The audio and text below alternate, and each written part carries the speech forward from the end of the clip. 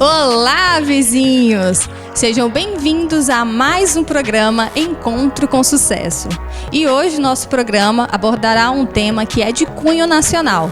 Você conhece os seus direitos como empregado e empregador? E para falar sobre esse tema hoje, nós convidamos a doutora Fernanda Rossi, que abordará sobre a CLT.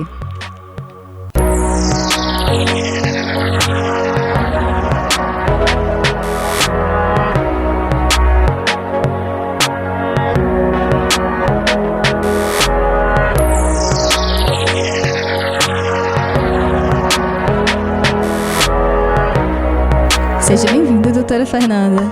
Bom dia, muito obrigada pelo convite.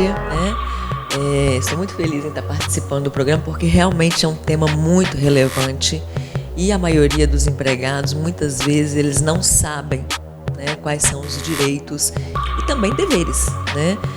Não tem só aí direitos, como também tem deveres. Assim como o empregador tem os deveres, também tem os direitos.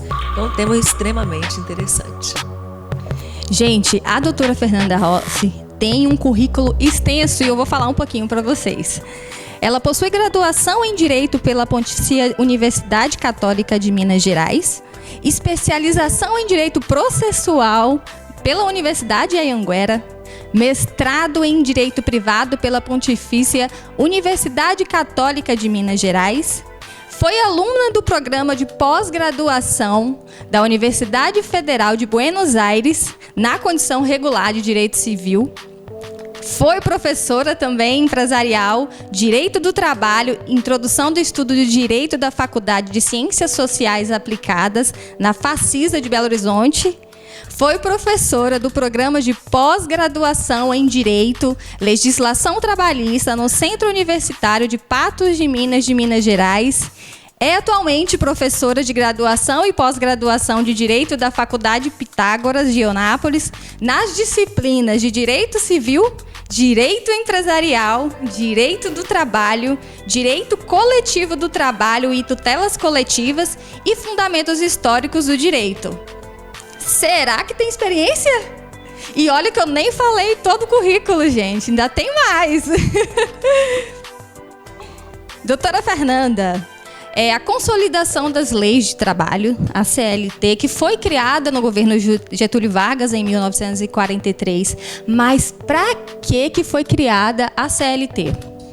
Bom, a CLT ela foi criada no governo Getúlio Vargas, foi uma unificação das leis que já existiam, foi criada após a criação da Justiça do Trabalho e ela veio realmente como uma proteção ao trabalhador, tá? Na verdade, essa relação entre os indivíduos coletivos e individuais, mas veio mesmo como uma proteção, tanto que a CLT, o governo, Getúlio Vargas ali, nessa criação da CLT, foi chamado de pai dos pobres, Então veio mesmo como uma proteção aí aos empregados. Quais são os direitos básicos do trabalhador pela CLT? Bom, os direitos básicos do trabalhador pela CLT tem vários direitos, A Constituição Federal, ela traz aí essa questão da dignidade do ser humano, mas é realmente para trazer um ambiente que seja saudável para o trabalhador, um ambiente tranquilo para o trabalhador, Com uma proteção especial realmente ali para esse trabalhador. Para que serve a carteira de trabalho, a CTPS? Bom, a CTPS é um documento obrigatório, a primeira obrigação que o empregador ele tem é fazer a assinatura da CTPS, ele tem um prazo legal, inclusive, para isso, e ela vem para poder demonstrar o vínculo empregatício, o reconhecimento desse vínculo empregatício. Mas, se por um acaso essa CTPS ela não for assinada, o empregado ele tem como comprovar por outros meios de prova esse reconhecimento de vínculo. Quais seriam esses outros meios? Através de testemunha, gravações, a gente fala conversas de WhatsApp, extrato bancários, enfim. Então nós temos aí vários meios de comprovação desse vínculo empregatício, desse reconhecimento de vínculo, que estão previstos ali no artigo 2º, artigo 3º ali da CLT, que fala da questão da pessoalidade, habitualidade, onerosidade, subordinação. Então, cumprindo aí esses requisitos, a gente pede o reconhecimento de vínculo, mesmo não tendo a carteira de trabalho assinada. Quando começamos a trabalhar em uma empresa, passamos pelo processo de experiência, que é um processo de um tempo de 90 dias. Como que a CLT aborda esse contrato de experiência? Como que ele regulariza? Sim. Nós temos um artigo específico, que é o artigo 443 da CLT, que fala dos contratos que são por prazo determinado. Nós temos que nos lembrar que os contratos por prazo determinado, eles são a exceção. Porque, na verdade, a regra são os contratos por prazo indeterminado.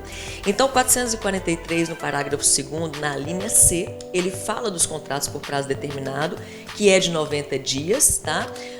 Esse contrato, ele pode ser aí um contrato de 30, de 60, podendo ser prorrogado, desde que não ultrapasse o prazo máximo de 90 dias, e é um contrato por prazo determinado. Passando esses 90 dias, o empregador, ele faz a rescisão, ou o empregador continua aí esse vínculo e passa automaticamente a ser um contrato por prazo determinado, ou pode fazer um novo contrato aí.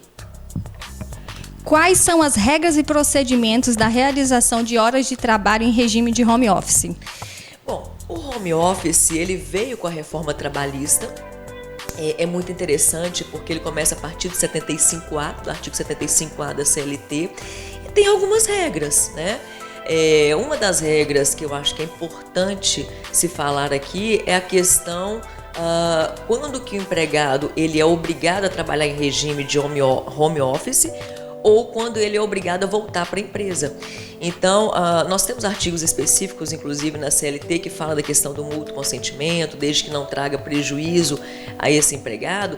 E no 75C, ele fala exatamente quando o empregador ele pode colocar esse empregado para trabalhar em home office, mas desde que tenha o mútuo consentimento desse empregado. Já quando o empregador ele quer que esse empregado ele volte a trabalhar na empresa, ele não precisa desse consentimento, tá? Desde que ele obedeça a regra de avisar com antecedência de 15 dias no mínimo. O home office, inclusive, nessa questão aí do horário de trabalho, é um acordo entre empregado e empregador, tá? E não existe as horas extras para o home office, né? Claro, né, cada caso é específico, tem que ser por entendimento. É claro que se o empregado ele conseguir comprovar que está à disposição do empregador, pode sim gerar as horas extras, né? Mas em regra não. Muitas empresas fazem o acordo trabalhista quando o colaborador quer se desligar da empresa. Antigamente, o empregado devolvia os 40% da multa rescisória. Ato esse que era proibido. Porém, em 2017, houve uma mudança na legislação. Hoje, essa prática de fazer acordo trabalhista é liberado? Bom, esse é um tema muito interessante, né? Porque, de fato, antes da reforma trabalhista, era ilícito essa questão do acordo, dos chamados acordos, né? Que é uma fraude, na verdade, contra a legislação trabalhista. E realmente, o empregado, quando ele queria sair, pela questão do seguro-desemprego, ele fazia esse acordo, tá? E, na maioria das vezes, inclusive, ele tinha que devolver a multa de 40%. Então, tudo era uma simulação.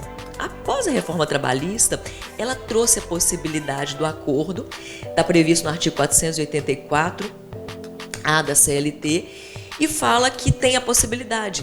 Só que o grande problema desse acordo que a reforma trabalhista trouxe é porque ainda assim retira a possibilidade do empregado do seguro-desemprego, de receber o seguro-desemprego. Então, existem ainda casos em que o empregado ele continua fazendo o acordo como se tivesse sido mandado embora, tá? Com o empregador que continua sendo ilícito, devolve a multa dos 40% para poder receber o seguro-desemprego. Então, está tipificado hoje, nós temos aí uma tipificação em lei, uma tipificação legal, como eu acabei de falar para você, só que reduz alguns direitos que ele teria se ele tivesse sido mandado embora. Como, por exemplo, por metade, ele não vai receber a multa de 40%, vai receber de 20%. O saque do FGTS, ele não vai poder fazer o levantamento do 100%, vai fazer somente de 80%. A multa, né, acabei de falar de 20%. Outra coisa, a questão do seguro-desemprego, ele não vai ter direito ao seguro-desemprego. Então, infelizmente, ainda continua os acordos aí ilegais. Escondidinhos. Mas, por exemplo, existe o acordo, já autorizado por lei fazer, mas o empregado, ele é obrigado a aceitar o acordo, caso o... Não, nem empregado, o empregador, no caso. Nenhum dos dois. O acordo é por mútuo consentimento. Quando ambas as partes acordam, é legal, mas sendo obrigado, não.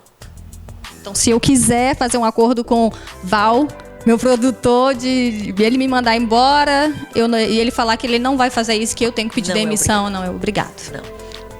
Tá vendo? Ixi, Maria, tô presa em você, Val. O colaborador apresentou vários atestados médicos porque adoeceu. Ou alega estar cuidando do filho, da mãe ou de algum parente.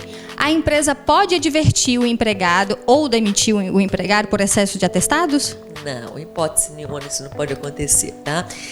O atestado médico, ele é considerado uma falta justificada e a lei ela não traz uma quantidade mínima ou uma quantidade máxima que pode ser apresentado. O empregado, ele apresentou o atestado, a obrigação do empregador é aceitar esse atestado e não fazer o desconto em folha desse empregado. Algumas empresas pedem o CID. É ilegal. É ilegal? É ilegal. Porque o empregado ele não é obrigado a falar qual tipo de doença que ele está. Até mesmo porque ele pode ser constrangido quanto a isso, né? Tem uma doença grave, não quer que ninguém saiba, então ele não é obrigado. Gente, fiquem atentos, pessoal de casa, essa informação é muito válida. Porque tem empresas que exigem e não aceitam Tem empresas que eu já cheguei a ver, é um tem. absurdo de colocar na porta do RH que não aceita atestado médico. Sério? Já chegamos a ter casos aqui no escritório que a empresa fazia isso. Já colocava que não aceitava atestado médico. Isso fazia o desconto realmente. Né? Absurdo. Mas enfim. Gente, tô chocada. De ver, né? Tudo acontecer. O colaborador ele está doente, mas não precisou ir ao médico, alega que está com a cólica, dor de cabeça muito forte. A empresa ela pode demitir o funcionário? Demitir não, porque a demissão, tá? Artigo 482 da CLT, ela fala em casos gravíssimos, né? E esses casos gravíssimos, eles têm que ser comprovados como realmente graves, né? Essa questão da falta, o máximo que ele vai poder fazer é descontar o dia. Se não apresenta o atestado, vai descontar o dia, né? Apresentação de atestado, falta justificada, não pode fazer o desconto. No caso, por exemplo, eu não fui no médico, mas aí eu mandei uma mensagem via WhatsApp para o meu gerente, meu supervisor. É válido? Só uma mensagem informando? Foi isso. A grande questão a empresa só não pode descontar quando é apresentado o atestado. Tá? Não sendo apresentado atestado, o empregador ele pode descontar. Esse é o grande, né, o X da questão. Então, ali, se mandou uma mensagem de WhatsApp, fica a critério do empregador de fazer o desconto ou não. Como que a CLT aborda as questões de licenças e afastamento do trabalho, como licença maternidade, licença paternidade ou a licença óbito, que a mãe, o pai, o filho faleceu? Está previsto no artigo 473 alguns tipos de interrupção do contrato de trabalho, como a licença paternidade, como morte, inclusive, que você falou, né? A licença, os casos aí de afastamento, por exemplo, morte, está lá previsto. Esqueci agora qual que é o inciso, mas fala ali de estado de nojo, né? Te dá alguns dias realmente ali desse afastamento. A licença paternidade lá fala em um dia, mas nós temos o ADCT 10, o artigo 7º da Constituição Federal, que prolongou para 5 dias, né? Podendo inclusive ser prolongada e prorrogado até 20 dias se a empresa ela fizer parte do programa Empresa Cidadã. Assim como a licença maternidade também, nós temos aí um lapso temporal de 120 dias, podendo ser prorrogado até 180 dias, se a empresa fizer parte desse programa Empresa Cidadã.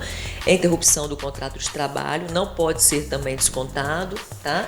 Então nós temos ali uma tipificação realmente em lei ali que garante a esse empregado esse afastamento sem ser descontado no salário. Vamos falar de outro tema que entra ano e sai ano e sempre está em alta nas mídias, que é o assédio moral. Como identificar que você está sofrendo assédio moral no trabalho? Olha, assédio moral é um tema também muito interessante, porque muitas vezes até brincadeiras de mau gosto, as pessoas acham que é brincadeira e na verdade estão sendo assediadas, né? Isso depende realmente de qual abalo que está trazendo ao empregado, qual é vou colocar para você, né, o tipo de constrangimento moral, psíquico em que o empregado ele recebe. Então, na questão, por exemplo, do assédio moral, né, brincadeiras de mau gosto, rigor excessivo, perseguições, tudo isso pode ser considerado como assédio moral. Isso gera o dever do empregador de indenizar esse empregado. Pode surgir aí uma rescisão indireta, tá? Rescisão indireta é quando o empregado ele dá no empregador para poder sair da empresa com todos os direitos como se ele estivesse sendo mandado embora. E gera realmente a indenização e o dever do empregador de indenizar. A grande questão do assédio, tanto o moral quanto o sexual, é porque tem que ser provado. E o ônus da prova é do empregado. Então, ou seja, o empregado ele tem que provar que foi assediado moralmente ou sexualmente para ele conseguir realmente aí essa indenização por parte do empregador. Já no assédio sexual, a gente costuma falar, né, que vem por um superior hierárquico, tá? Como chantagens aí, cunhos sexuais, mensagens obscenas, mensagens, né, de WhatsApp, encurralamento, a doutrina, toque, exatamente. Então, ou seja, desde que a pessoa se sinta constrangida, tem que ser, inclusive, episódios que são prolongados, né? Mas necessariamente no assédio sexual tem que ter a repúdia, tá? Se não houver essa recusa, não vai ser considerado como assédio sexual. E cada caso é um caso específico, né? Então tem que ser analisado, comprovado, tá? Enfim. E tem, inclusive, uma tipificação dentro do Código Penal, que é no 216A, que dá uma multa e uma pena também. Como provar para a justiça que você está sendo assediado moralmente ou sexualmente? Bom, é uma pergunta muito interessante porque, na maioria das vezes, o maior meio de prova é através de testemunha. Só que muitas vezes a testemunha que você vai chamar é aquele seu colega de trabalho que ainda está trabalhando na empresa e muitas vezes ele não vai querer ir. Por quê? Porque ele tem medo de ser mandado embora. Então, qualquer meio de prova que você fazer, desde que seja lícita, é válida. Como, por exemplo, conversa de WhatsApp, vídeos, gravações telefônicas, gravações de imagem. Você não precisa de pedir uma autorização judicial para poder fazer esse meio de prova, tá? Nas conversas de WhatsApp, o que a gente faz geralmente é realmente levar em cartório para que seja transcrito, né, pelo próprio cartório ali, seja comprovado que é verídico, né? Mas é válido qualquer meio de prova, exatamente porque a testemunha muitas vezes é difícil de você conseguir levar uma testemunha. Existe um tempo de validade para essas provas serem apresentadas? A questão é quando que você vai apresentar, porque o empregado ele pode ingressar com uma ação ainda assim trabalhando, laborando, tá? Pode pedir a rescisão indireta. Agora nós temos prazos prescricionais, né? Nós temos o prazo aí, o lapso temporal aí de ingressar com uma ação 2 anos após o término do contrato, né? Desse empregado. E nós temos também a prescrição que é chamada quinquenal. Você só pode requerer os últimos 5 anos. Então nós temos dois prazos prescricionais aí que são contados. O colaborador ele foi demitido e recontratado novamente. Quanto tempo depois dele ser demitido ele pode ser recontratado? Se é que ele pode. Sim, ele pode, tá? Mas desde que obedeça o prazo de 3 meses para recontratação. Se foi mandado embora por justa causa, não existe prazo. E se for um contrato por prazo determinado, como por exemplo, contrato de experiência, que nós já falamos sobre ele, 6 meses. Vamos dizer que ele trabalhava em um setor, com uma função específica, e aí ele foi recontratado numa função abaixo, sabendo que a importância salarial também era menor. Ele pode ser recontratado dessa maneira? Muito interessante esse tema, né, da redução salarial, porque a gente sabe que não pode haver redução salarial. Mas nesse caso, se ele voltar com outra função, tá, os tribunais já têm entendido que pode sim ser um salário mais baixo. Se ele voltar para a mesma função, recomenda-se que ele volte com a mesma base salarial. Que caracterizam um ambiente de trabalho insalubre e periculoso.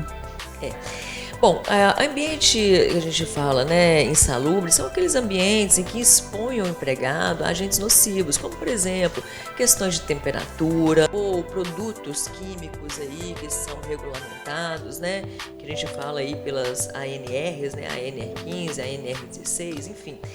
E já os periculosos são aqueles ambientes em que o agente é exposto a perigo, né? Por exemplo, vamos lá, aqueles empregados que mexem com bomba de gasolina, com inflamáveis, tá? Os motociclistas, inclusive, né? Importantíssimo, que nós temos muito aqui na cidade, né? Muito. E já tem lá tipificado no artigo 193, né, da CLT, que fala, inclusive, do motociclista, que ele tem que receber o adicional de periculosidade. Os adicionais de insalubridade, eles são diferentes do periculosidade, porque é de 10%, 20% e 40%. Já o adicional de periculosidade é de 30%. É um percentual, é um adicional único, né? Diferente aí do adicional de insalubridade. E quando você pede, se não tiver lá, igual da questão dos motociclistas, né, que você pede, quem vai definir se tem direito a esse adicional ou não é um perito, tá? Que é um perito que vai ser nomeado pelo juiz, quando se tem uma ação trabalhista, na verdade. É um perito que vai ser nomeado pelo juiz e que vai ver ali as condições de trabalho, se os equipamentos de proteção eles reduzem ou eles eliminam, se tem direito ou não aos adicionais de insalubridade ou de periculosidade. Terceirização hoje talvez seja uma das palavras mais ditas em grandes empresas. E chegou uma pergunta aqui de uma telespectadora, que é o seguinte: meu marido trabalha em uma empresa do ramo de construção civil e este mês muitos funcionários foram demitidos e incentivados a criar MEIs para serem recontratados. Essa manobra pode ser considerada legal ou é ilegal? Isso aí é uma fraude contra a legislação trabalhista, né? Na verdade, isso realmente acontece, na prática realmente acontece muito, né? Dos empregados terem que abrir uma pessoa jurídica para poder trabalhar.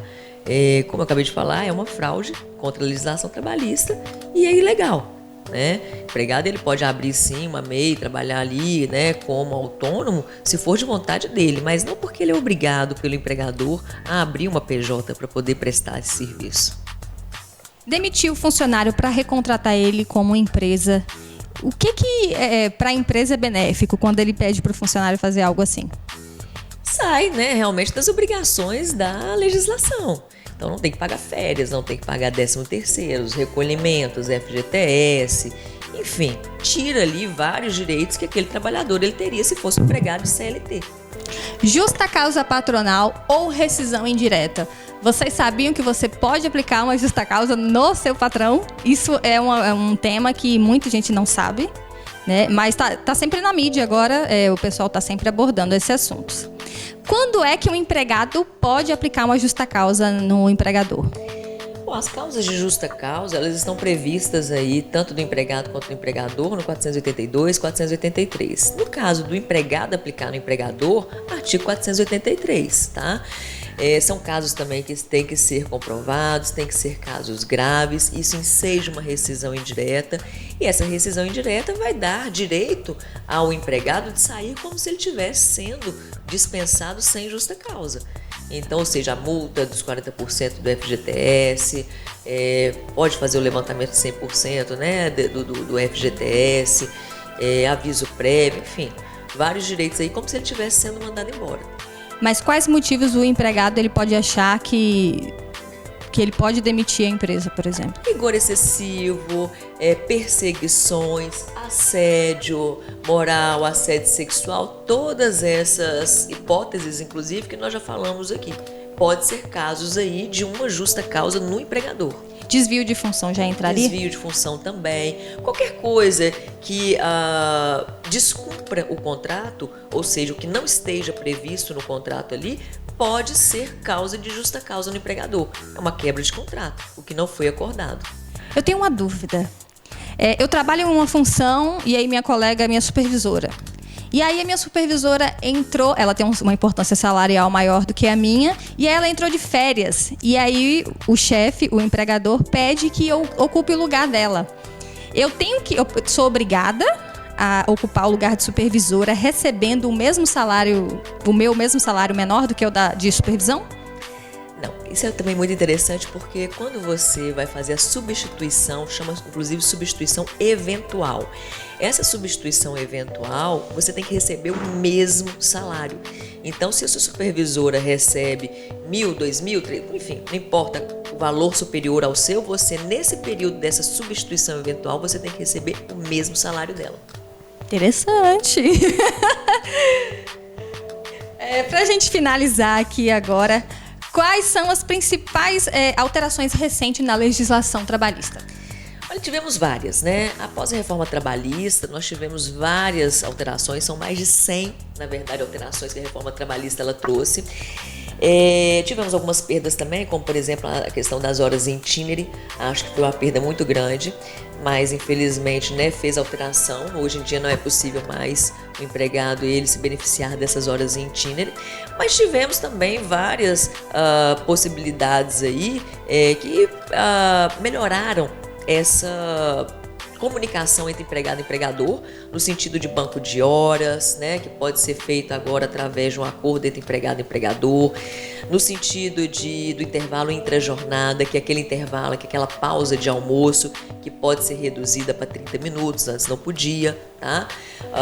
Nós temos aí, principalmente aí, o 611A da CLT, traz várias possibilidades ali de alterações, né? Que a lei, os acordos, né, sobrepõem a lei. Então é muito interessante, foram várias alterações, mais de 100 alterações aí, realmente. Esse dos 30 minutos, inclusive, é interessante, porque aqui a gente tem muita variação de horário de almoço, né? Sim. No mínimo 1 hora, máximo 2 horas. Mas tem gente que gostaria de até ter um horário de almoço menor. Quem trabalha com vendas comissão mesmo, né? Gostaria de ter um horário de almoço menor para que possa vender mais. Então, já está ativo, no caso, já pode utilizar? Após a reforma trabalhista, está lá no 611A. Essa diminuição de 30 minutos. Que pode ser, né? No mínimo 30 minutos. No mínimo 30. Isso. E no máximo 2 horas mesmo. Isso, aí continua. A CLT ela continua valendo, ela só teve algumas alterações, né? Mas ela continua, os artigos continuam, alguns foram realmente alterados, outros foram ali excluídos, extintos, né? Mas continua. Doutora Fernanda, muito obrigada pelo seu conhecimento, por estar passando isso pra gente. Eu tenho certeza que o pessoal que está nos assistindo também aprendeu muita coisa aqui. Eu acredito que, inclusive, vai colocar em prática, vai analisar aí como é que está o comportamento na questão trabalhista, né, os seus direitos. Caso o pessoal de casa que está nos assistindo, né, o empregado, funcionário, queira saber mais sobre leis trabalhistas, queira conhecer mais, qual site que ele entra ali para poder conhecer? Sim, bom, primeiramente, muito obrigada. Eu gostaria muito de agradecer, né? Eu acho que realmente são pontos importantes que realmente as pessoas elas têm que ter conhecimentos, né? Uhum. Que elas têm direitos, que elas têm deveres, assim como os empregadores, né? Os empregadores não têm só deveres, como também têm direitos. Então são pontos importantes que eu acho que a população realmente tem que ter conhecimento. No caso, se tiver qualquer dúvida, realmente tem que procurar um advogado, um especialista na área, que possa ali tirar essas dúvidas, né? O site... Eu costumo falar assim, nós temos aí várias fontes de pesquisa que são confiáveis, tá? Mas o mais recomendável mesmo tem dúvida, procure um profissional da área, que ele vai poder orientar realmente ali com mais precisão. Muito obrigada. Obrigada a vocês. O programa Encontro com Sucesso é uma produção da Voucher Audiovisual Produtora. E você aí que está nos assistindo e queira ser o nosso apoiador aqui do programa Encontro com Sucesso, nós vamos estar deixando o Pix aqui embaixo para que você possa fazer um depósito de qualquer valor. Aproveita, compartilha esse vídeo para que mais pessoas possam ter esse conhecimento. E não deixa de se inscrever no nosso canal, ativar o sininho aí para que você receba as notificações dos próximos programas. E nos curtir e seguir nossa página no Instagram, @prog Encontro com Sucesso. Tchau, tchau, vizinhos!